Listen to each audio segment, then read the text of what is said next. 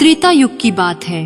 अयोध्या नरेश राजा दशरथ की 3 पत्नियां थीं, रानी कौशल्या, रानी सुमित्रा तथा रानी कैकेयी। लेकिन विवाह के कई वर्षों बाद भी वो संतान सुख से वंचित थे। राजा दशरथ की तीनों पत्नियों से उनकी कोई भी संतान नहीं हुई थी। इसी समस्या के समाधान के लिए वह अपने गुरु वशिष्ठ के निर्देशानुसार तीनों पत्नियों के संग पुत्रेष्टि यज्ञ करा रहे थे। ये यज्ञ महर्षि श्रृंगी द्वारा संपन्न कराया जा रहा था। यज्ञ की पूर्णाहुति होने के पश्चात यज्ञ कुंड से अग्निदेव प्रकट हुए। अग्निदेव को प्रकट होते देख राजा दशरथ अपनी तीनों रानियों के साथ अग्निदेव के आगे नतमस्तक हो गए। अग्निदेव को हमारा प्रणाम। राजन, मैं तुम्हारे यज्ञ से प्रसन्न हुआ। मांगो, क्या वर मांगना चाहते हो? अग्निदेव, आप तो सब भली भांति जानते हैं, महादेव की कृपा से मुझे किसी चीज की कमी नहीं है। बस एक ही समस्या है, विवाह के इतने वर्ष बाद भी हम संतान सुख से वंचित हैं। राजन, मैं भली भांति जानता हूं तुम यह यज्ञ पुत्र प्राप्ति के लिए कर रहे हो। राजन, ये खीर तुम अपनी रानियों को खिला दो। इसके परिणाम स्वरूप तुम्हें गुणवान, सूर्यवान व प्रतापी पुत्रों की प्राप्ति होगी। अवध नरेश दशरथ ने अग्निदेव से खीर का प्याला ले लिया और वो खीर अपनी तीनों रानियों में बराबर बांट दिया। कौशल्या और सुमित्रा ने तो खीर ग्रहण कर ली, किंतु जब रानी कैकेयी खीर ग्रहण करने लगी तभी वहां एक चील आई और उस खीर का कुछ अंश झपट कर अपने मुंह में लेकर उड़ गई। वहीं दूसरी ओर माँ अंजना और वानरराज केसरी भी पुत्र प्राप्ति के लिए एक पर्वत पर शिव जी की तपस्या कर रहे थे।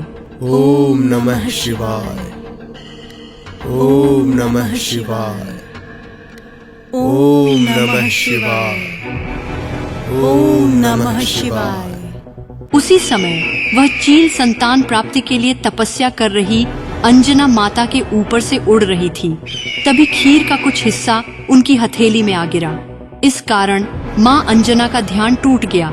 उन्होंने आंख खोली और देखा कि खीर का कुछ अंश उनकी हथेली पर गिरा हुआ है।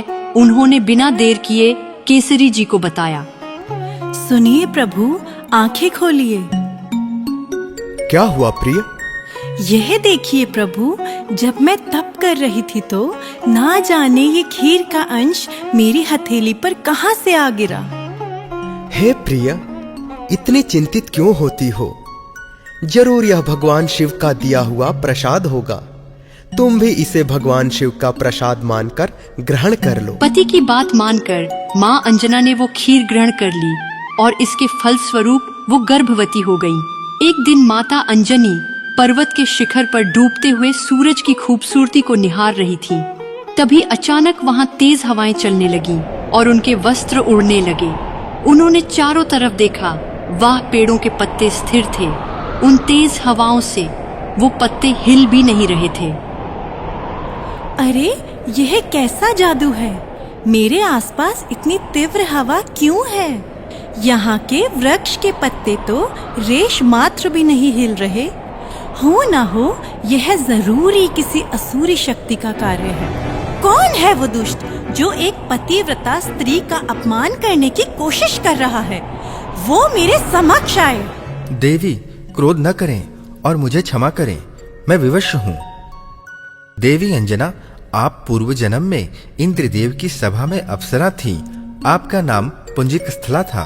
आप अत्यंत रूपवती थी, लेकिन आपका स्वभाव नटखट और चंचल था। एक बार की बात है, एक वन में एक ऋषि तप कर रहे थे, लेकिन आपने नटखटपन से भूलवश तप कर रहे ऋषि के ऊपर फल फेंक दिया। इससे ऋषि की तपस्या भंग हो गई और वे क्रोधित हो गए। कौन है वो दुष्ट जिसने मेरी तपस्या में विघ्न डाला? तुम? हे नारी, ये कार्य तुमने किया है। प्रभु ने तुम्हें इतना अच्छा रूप दिया है, लेकिन कार्य वानरी वाले। जा, मैं तुझे श्राप देता हूं कि अगले जन्म में तू वानरी बन जाएगी। नहीं महाराज, मुझे क्षमा कर दीजिए। मुझसे बहुत बड़ी भूल हो गई। मुझे इतना बड़ा श्राप ना दीजिए। मुझसे नटखट पने में भूल हो गई। मुझे क्षमा कर दीजिए। मुझे क्षमा कर दीजिए ऋषिवर, मुझे क्षमा कर दीजिए। अब मैं अपना दिया हुआ श्राप वापस तो नहीं ले सकता, लेकिन इस श्राप के साथ तुम्हें एक वरदान दे देता हूं। तुम्हारा वानरी रूप भी अत्यंत तेजस्वी और आकर्षक होगा।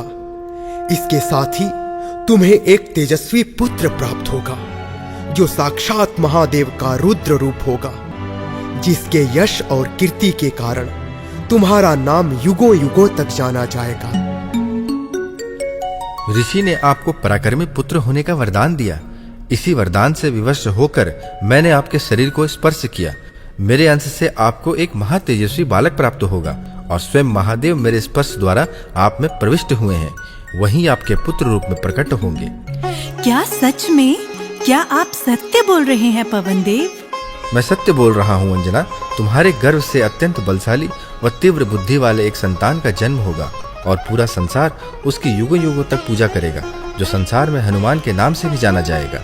तो इस प्रकार से हनुमान जी का जन्म हुआ।